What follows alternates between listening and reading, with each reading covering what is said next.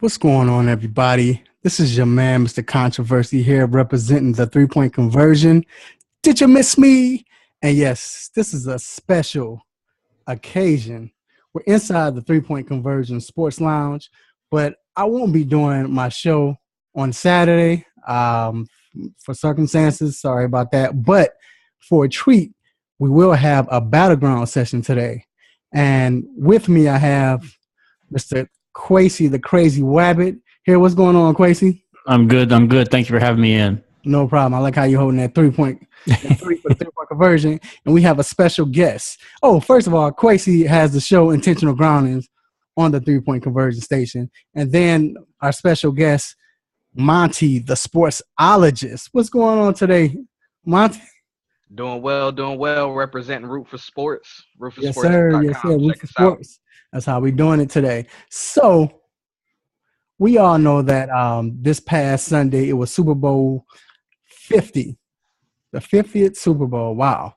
And I remember it was like, Super Bowl 15, something like that. It was crazy. But anyway, we witnessed the Denver Broncos beat the Carolina Panthers. And Peyton Manning has a chance to ride off into the sunset on a Bronco. So we're going to go like this. With him winning, where do you rank Peyton Manning now? And this is going, honestly, we're going by just what we saw as far as our lifetime. We're not going 1966 when Bart Starr was playing. We didn't get to see him. We know our history. We know our stats, but we don't have the eye test. Clips don't mean anything. We're just seeing the great clips. We don't see all of it. So we're going by our the time when we were able to see all of these quarterbacks, the quarterbacks in our lifespan. So, Mr. Quasi, I'm gonna have you go first, sir. Where do you rank Peyton Manning after the Super Bowl now? All right. I'll just make it short and quick. I'm going to put him at 4th on my list out of 5. Why I put him at 4? A couple reasons. Eyeball test for me.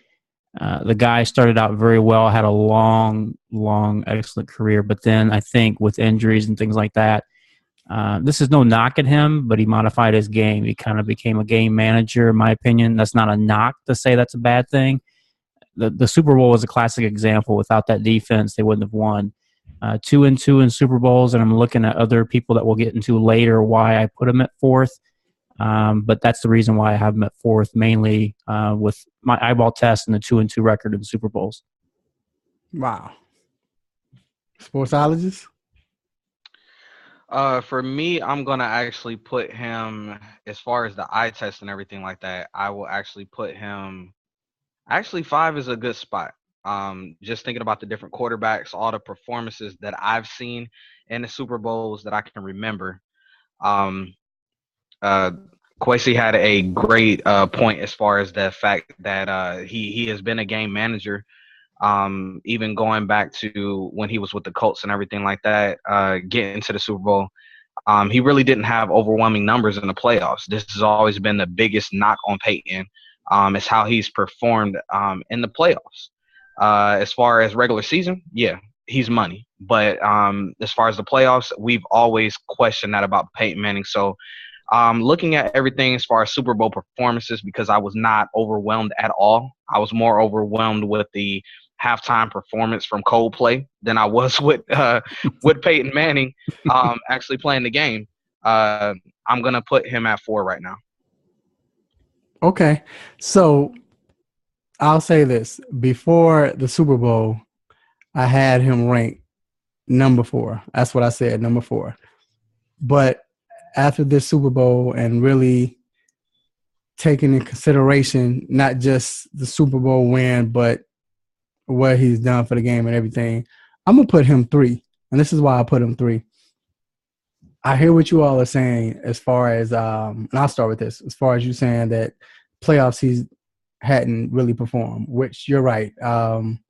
He's always had bad playoff games for the most part. I mean, we give him credit for the Indianapolis win over the New England Patriots in 2006 that season 2006 when he went to the Super Bowl, even though he didn't do that well in the Super Bowl. But this is why I rank him 6. The New Orleans Saints game, he had a nice game. but he messed that up. He threw the interception. So, hey, I understand. But when you think about his wins as far as playoff wins and when he gets to the Super Bowl, because we all know what he did in the regular season, he still managed that game. One thing about Peyton that I think he has over every quarterback that's ever played a game besides, and I just said, we're talking about players that we watch, but just what I'm hearing besides Johnny Unitas is he's able to do more than just pass the ball. He's able to make, he has a knack for making running backs better. He reads the defense. So even though he was game managing, that's what a quarterback does. I mean, we always say he's a game manager, but that's the whole purpose of a quarterback, to be honest. It's to manage the game, whether you're passing, running the ball, or what have you. So you bring in smarts in the game. I think he chose, let's run it here. Let's throw it this way. Let's keep running it. So, and of course, his regular season. So that's why I have him number 3. And you all object or? I mean, I definitely object, and here's my reasoning. It's because of the fact that Peyton. Okay, we talk about game managers and stuff like that. We've also seen game managers in certain Super Bowls, okay? So let's bring up a game manager in the Super Bowl. We've seen Joe Flacco, where the Ravens defense took him there. We all gave the Ravens defense credit. We said, okay, Joe Flacco wouldn't have won a Super Bowl without that Ravens defense. We also went over to the side of Eli Manning with the Giants defense, where their pass rush was just undeniably good, and therefore he was able to get his rings and everything like that off of their defense. But the biggest things that I took from those two performances when I seen Joe Flacco and also Eli Manning is that they had some pivotal plays that took part in that win. We seen Eli make a throw, and I mean it's still being played as one of the greatest catches and throws, of all time that they're trying to put it at. We seen Joe Flacco make some big throws as well. Mm-hmm. I did not see in this Super Bowl 50 where it was just a certain run from Peyton where I was just like, man, that they would not have won without Peyton stepping up here. The defense stepped up. It was more about Carolina making more mistakes, fumbling the ball. I mean, Mike Tolbert, I call him the little mini fridge. The mini refrigerator, not Jerome Bettis, but he's the mini fridge. Mm-hmm. He was fumbling. That was uncharacteristic. Cam Newton looked absolutely just confused out there. He was not the Cam Newton of the regular season at all, or through the playoffs. That everybody just kept disrespecting them and thinking that they weren't going to do anything. Now all of a sudden they're a humongous favorite. I just didn't see anything from Peyton that was just like, man. And even thinking back to his other ring that he won, I just do not remember anything that just draws me out and says, yo, they won that Super Bowl because of Peyton. I just can't get it. I don't see it. Yeah, I go back to the game against the Bears, and I hate bringing this up.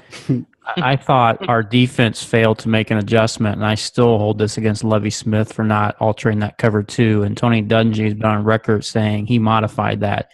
And Peyton picked us apart. I know there's some people in our camp that will disagree that Rex kind of messed that up. Hey, we can all have our opinion. But I'm kind of with you later in his career. And again, it's not a knock that he became a game manager. But I don't like what I'm hearing this past week. And again, I understand the accolades you can give to Peyton. That's fine. But the Denver defense, I have to tip my cap to what they did. And without that defense, any one of us could be quarterback for the Broncos and win that game. And to me, when the fact that you can make that statement, I think it's not a knock at him, but I just can't put him. There's too many other guys we're going to get into that we can look at stats, we can look at eyeball tests, we can look at this or that, what they meant to the team. Mentally, Peyton did, alter the game. He made it a thing. I mean, it always has been, but the ability of what he did in reading defenses and shredding them. I'm not knocking the guy, but I look at the way his career has kind of tailed off and, the injuries, and that's not a knock at him either. But some other guys we're going to get into, I think, I just can't put him up there at 3. So just my thoughts on that. Now, what about this? And I heard what you all said about later on in his career. And we all know later on in his career, we're basically talking about the end of last year and this year. Now, with the injury or injuries he dealt with, for him to come back, some could say that was being selfish, but I still think it was heroic. The fact that he put his body basically, on the line to get, killed because he can't move. He never could move before, but he can't move like he used to.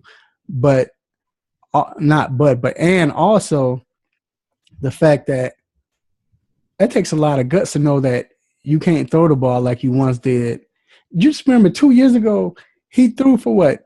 Over 40-something touchdowns? 3 years ago, it was over 55. So for him to know I can't do it like I used to, but I can get the job done, which he did behind his defense, as long as I don't make the killer mistake. He made one mistake, but pretty much he had a solid game. It wasn't like he was overthrowing or he had a bad game. He just didn't throw that much. He had a solid game for considering what we expect from Peyton. Look, if you look at this whole year, what he's done, it was a pretty good game compared to his other games. But then I go back to the Bears game.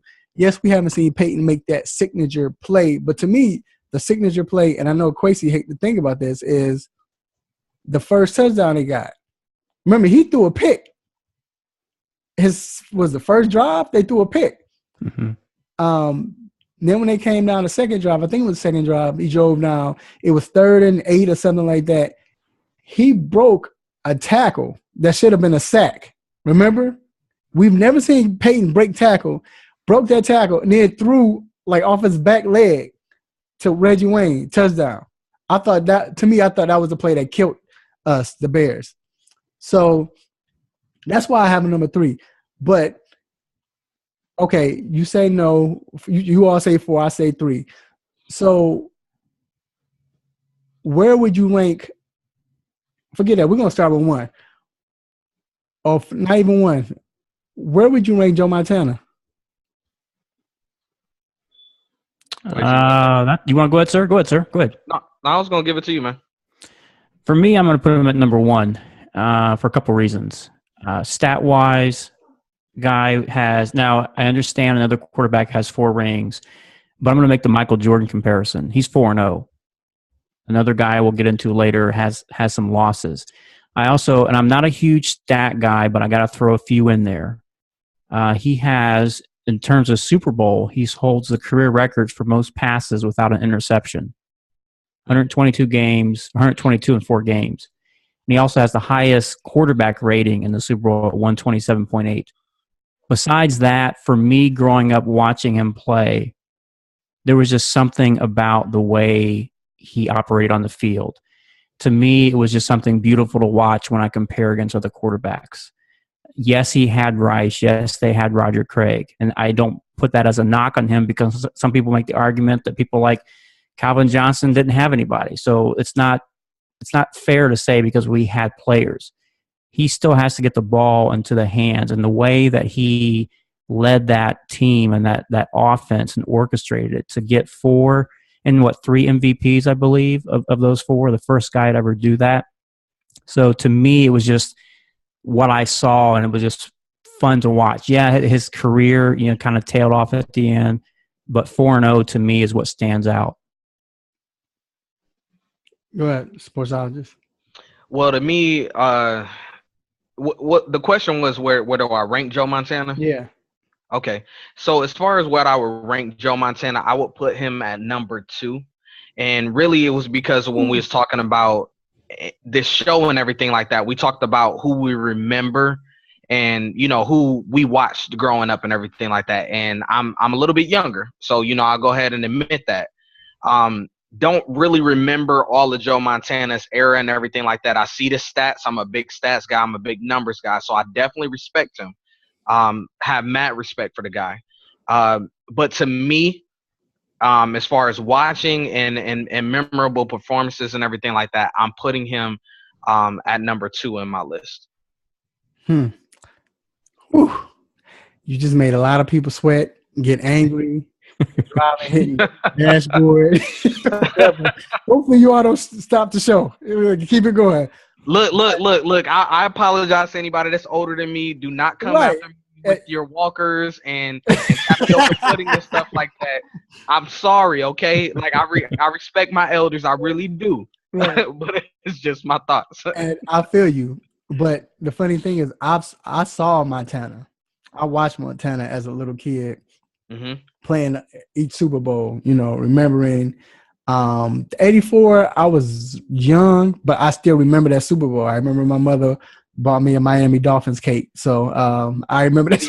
I wasn't born in 84. I was born in 85. See, okay, see, right. So I feel you, but because I know what he's capable of and what he's done, I still have him at number 2. And for the same reasons why Kwesi says we're not going to hold it against him, I will. Anytime you have the greatest wide receiver that has ever played the game, and you're a top 2 quarterback, arguably the number 1 quarterback or best quarterback in NFL history, of course you're going to be 4-0 in the playoffs or in the Super Bowl. You know, that doesn't take anything away from Montana, though. Let me explain. Okay. Because the funny thing is, what makes Montana so great, that game when he led 49ers back into that last drive, what was it, 1minute and 22 seconds left with the John Kennedy story. It's funny you bring up Jerry Rice and Roger Craig, because I think those are the only guys that were catching the ball besides John Taylor that last catch that came. It was Jerry Rice. And Dwight Clark too. He wasn't too bad. Was Dwight? I don't think Dwight Clark played in it. He played in it. Well, I'm just saying in general. And right. But real quick, who threw the ball to Jerry Rice? But my point. So if you got listen, and who was the MVP of that game? Jerry Rice. He had over 200 and something yards in the game. So I'm saying is, how many MVPs did Montana win? He won the other 3. I give him that. I mean, but and I'm not saying he's not great. I'm just right. I hear you. You have Jerry Rice. You have a number 2 in John Taylor, who was to me underrated. You had a Dwight Clark that played. You had a great offensive line.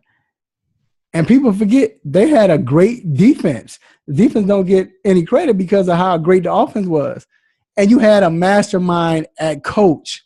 So all I'm saying is the reason why I put him number 2, you know, is he's great. He had all of that, and he still exceeded, of course.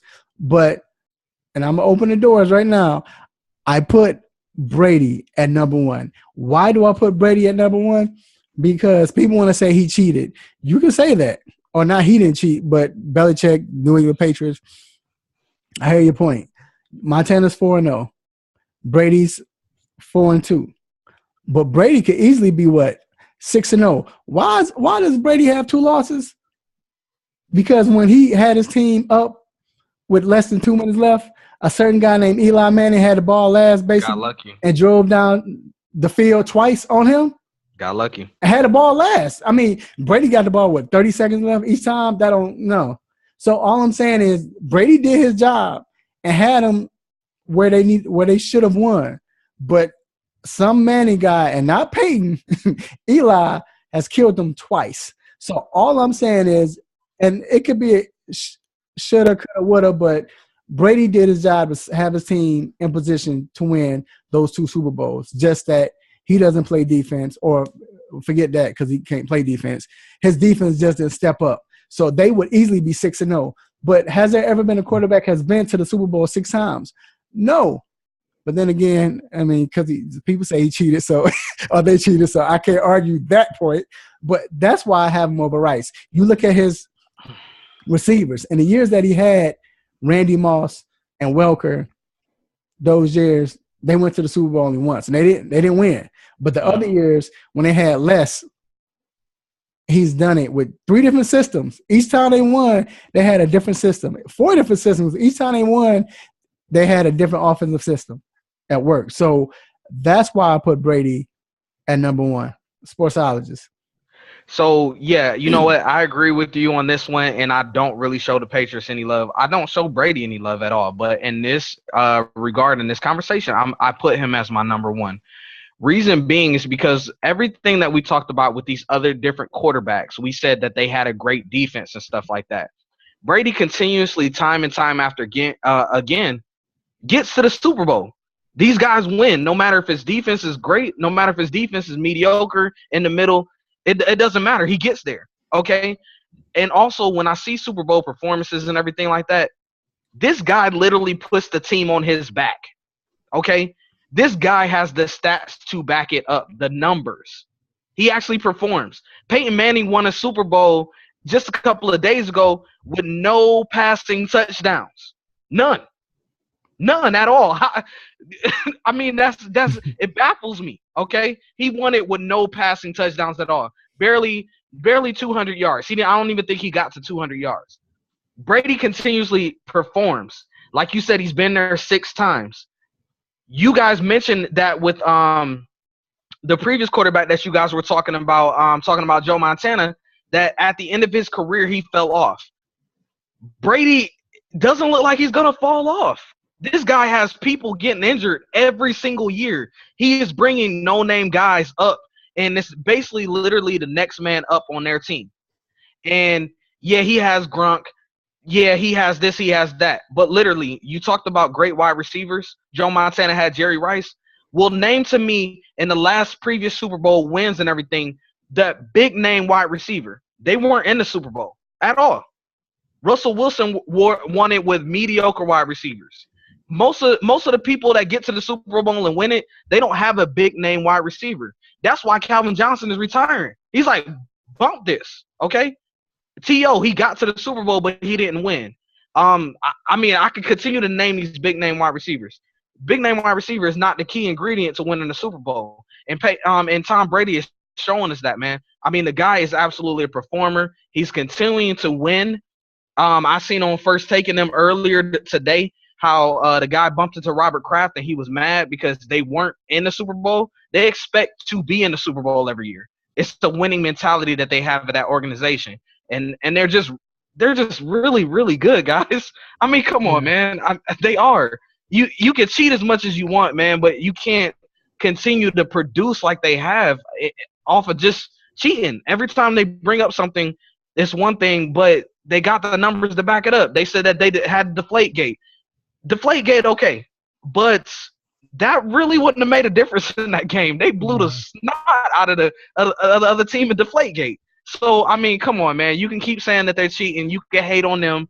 You can do as much as you want, but they got the numbers to back it. They got the rings to back it. Brady is an absolute GOAT when it comes to the Super Bowl and the playoffs. Yeah, and you guys bring up good points, and I actually went back and forth. Do I put him number 1 or do I put Montana number 1? And I wound up putting Brady number 5. No, I'm just kidding.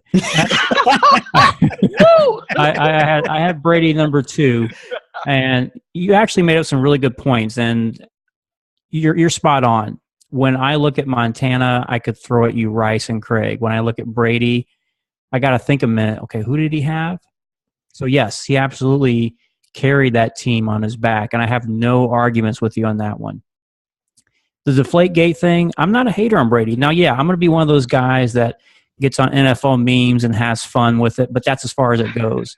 The science has proven that a deflated ball makes no difference in a game and getting the ball quicker to a receiver. So, yeah, I'm with you. The whole thing with the Spygate, it was fun at the moment for us just as football fans, at least those of us who are sensible, to poke fun at it. We do it all the time. So, no, I'm not going to hold that against him. I'm an Ohio State Buckeye by nature. I would have no reason to go for this guy or root for this guy. Oh, I forgot we got 2 Buckeye fans. But my point is I can't hate on the guy. So just because I have him number 2 is just because it was tough for me to make that distinction. But I totally agree with you.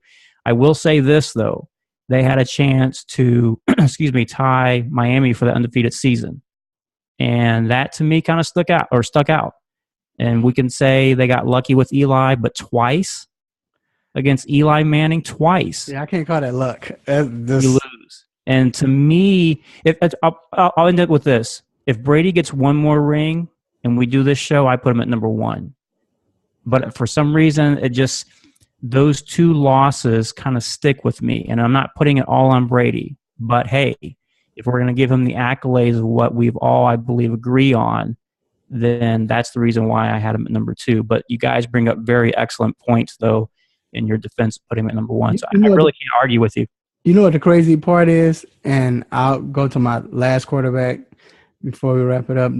But the crazy part about Brady is he's been to 8 AFC championships. Now, true enough, his division sucks. Mm-hmm. But we can say that about the 49ers. Because, no, the 49ers in the West. Remember, all those years, Atlanta sucked all those years. New Orleans was LA Rams was good, one year, 1 or 2 years maybe. But other than that, it's the same difference. So, but Patriots, I don't think anybody's challenged them, in the past except for Rex Ryan when they got in the playoffs. But other than that, so, maybe that's why. But still, the fact that you get to 8 AFC championships, that's ridiculous. So, my last question, I have to throw this guy up here because his feelings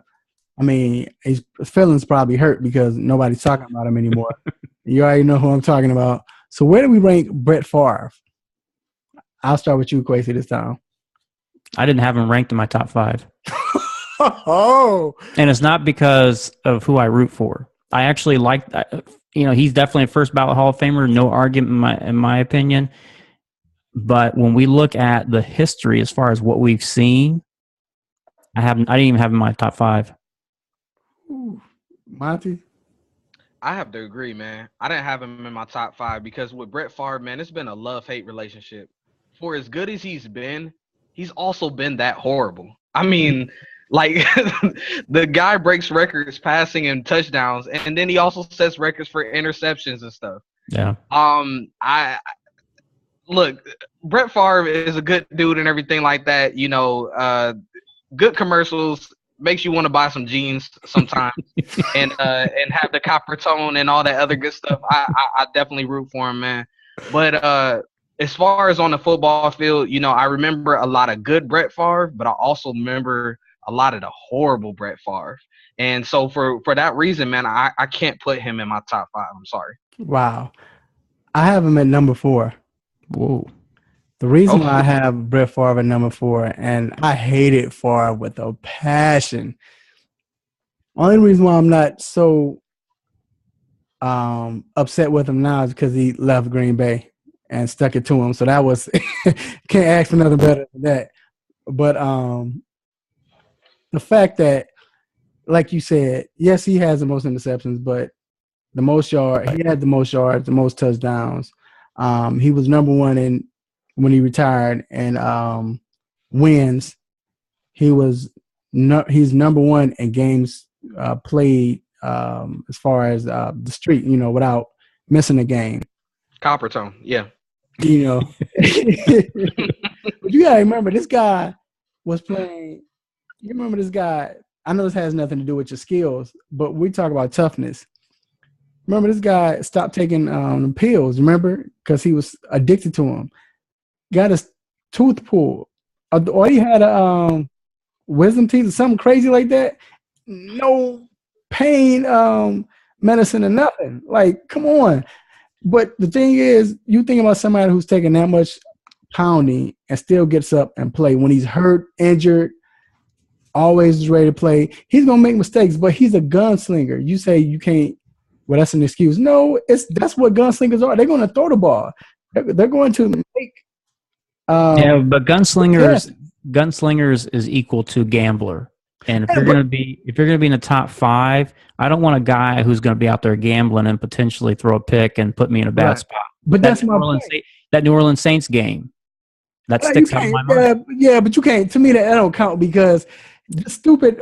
Who was it? The offensive lineman or the coach, whatever. Who threw it? But before that, they had a game 1. I feel you though. Wait, time out, Raph. I gotta call shenanigans, man, because of the fact that Brett Favre has only been to 2 Super Bowls, bro, and he's 1-1. Right. How can you have? You break it up, Monty. I think we lost him in the top 5 when there's so many other quarterbacks ahead of him. Say what? You was breaking up. Go ahead. I hear you now. Oh, Brett Favre must have. Yeah, Brett Favre must have. Oh, sorry. I said I'm calling shenanigans because Brett Favre was only in two yeah, Brett Favre is tracking me right now. He was only in 2 Super Bowls, man. He's 1-1. There's so many other quarterbacks ahead of him, about 10 to 13, the same amount. I mean, but man, and that's your boy. But Monty, you have to throw in 2. I understand that. Like, you got a lot of people who won 2 Super Bowls, but then you have to throw in, like, okay, this is how I base my quarterback on Super Bowls, of course, relevance, stats, being clutch, and leadership. So when I think about all of those numbers, yes, he doesn't have the championships, but he has one. But I still think of his stats, which he was number 1. He retired at number 1. Once he when he retired, he also relevance. Like Brett Favre was probably either you hated him or you loved him, but at the same time, we talked about a quarterback who had fun and did it his way. And then he was clutch, but he had no receivers. What receivers did he have? Like what? Besides Sterling Sharp, can you name a great receiver? Or I don't think what's number 86 name? Freeman. I don't classify Freeman as a very good receiver. Quasi? I just don't even want to waste any more time on it, to be honest with you. Yeah, I hate for. I just think there's too many other people that we haven't mentioned that just get, in my opinion, the push ahead of him. I mean, I had Aikman at number 3 and Marino at 5. Aikman at number Aikman? And let me explain why. You talked about leadership. Think of the characters that they had on the Cowboys when he won. Think about it. And he led those guys. He was a leader. He was also a guy that took a lot of hits. Right. And when's the last time?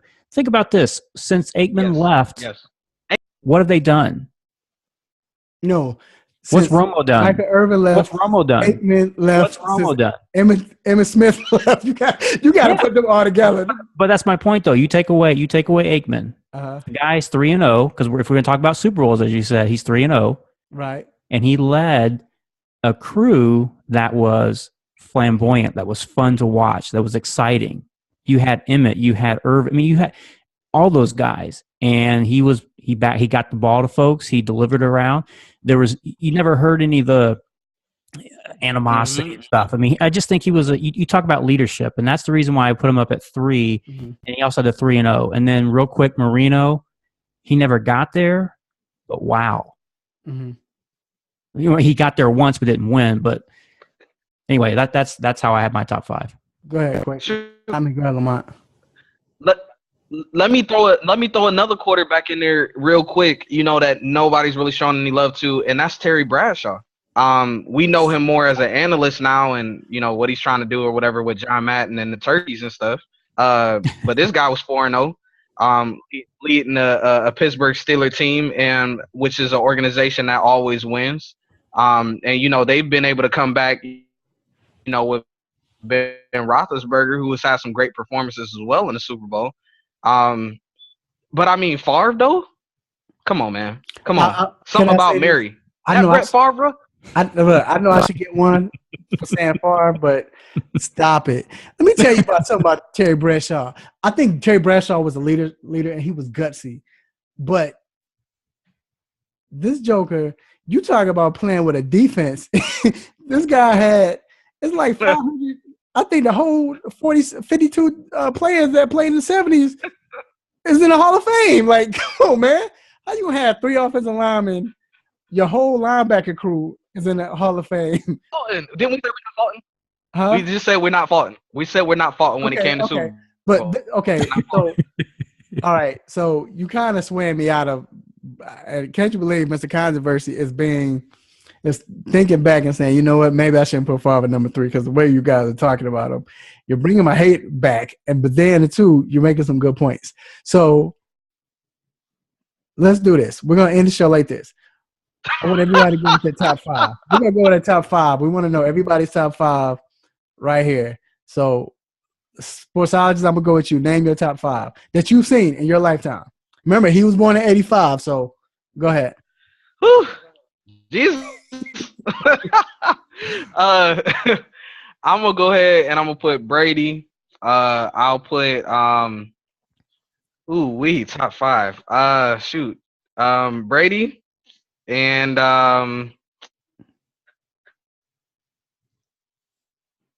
You just said Montana. I'm gonna go Peyton as far as in my lifetime. Okay, I'll go then after Peyton. I said in my lifetime. Right, I didn't see him. My bad. Go ahead. Right. Manning. Then I'll go Ben.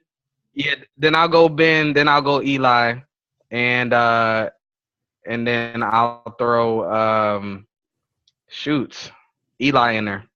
You said Eli. That's my top 5 in my lifetime. What's the 5th one? You said Eli number 4. What's the 5th one? I already said Eli. Yeah. Shoot, can I put Brady twice? No. Wow.